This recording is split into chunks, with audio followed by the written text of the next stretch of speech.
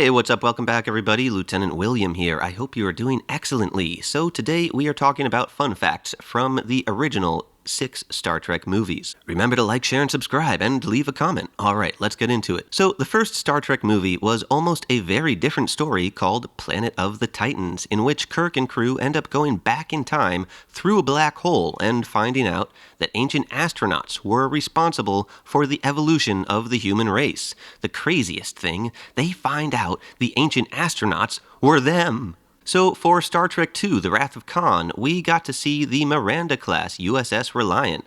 The ship was originally just going to look the same as the Enterprise, but they realized early on that that would be confusing to the audience when the ships eventually got into a battle with each other. So the Reliant was designed by Joe Jennings, Mike Miner, and graphic designer Lee Cole. Now, Andrew Probert, who helped redesign the Enterprise for the first movie and also designed the Enterprise D for TNG, said that he had a problem with the design of the Reliant because the warp engines on it are designed to send power down, yet on the Reliant they clearly are sending it up. So the space dock model that we see for the first time in Star Trek III, The Search for Spock, was actually seen in many other versions of Star Trek, including the other movies and The Next Generation, where they would simply superimpose the Enterprise D over the movie Enterprise. So it's seen in the TNG episodes 11001001, Remember Me, Ensign Row, and Phantasms. It's also seen in Star Trek 3, 4, 5, and 6. For Star Trek 5, they reused the footage they had already shot of the physical model, but for Star Trek 6, they reshot it from a new perspective. But it is the same model. The space dock was designed by David Carson and Nilo Rodis with the help of Leonard Nimoy.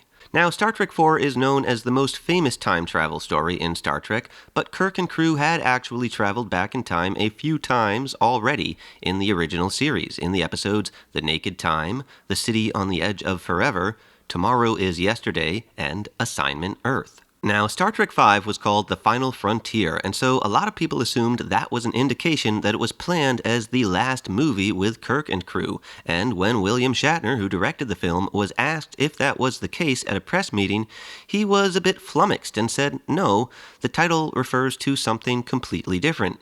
Basically, the idea is the final frontier is meeting God. Shatner wanted the movie to be a commentary on televangelists, so Sybok was basically a glorified televangelist. One thing I want to add is that the last time I watched the film, I was pretty upset to see that after fighting off the attack of the cat lady, Kirk leaves her face down in a pool of water.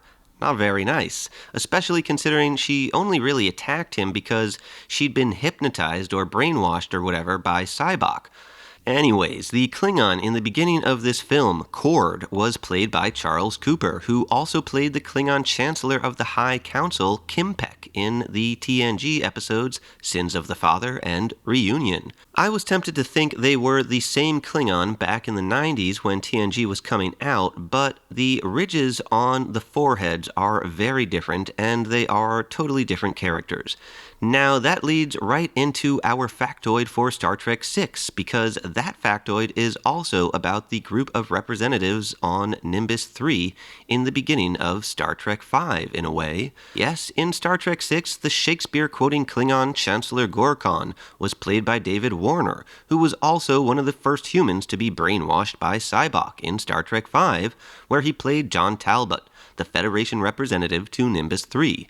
Then, in Star Trek The Next Generation, he played Gul Madrid, the Cardassian who interrogated Picard about the Four Lights. He was also in Twin Peaks, Teenage Mutant Ninja Turtles 2, Tron, Titanic, and Time Bandits.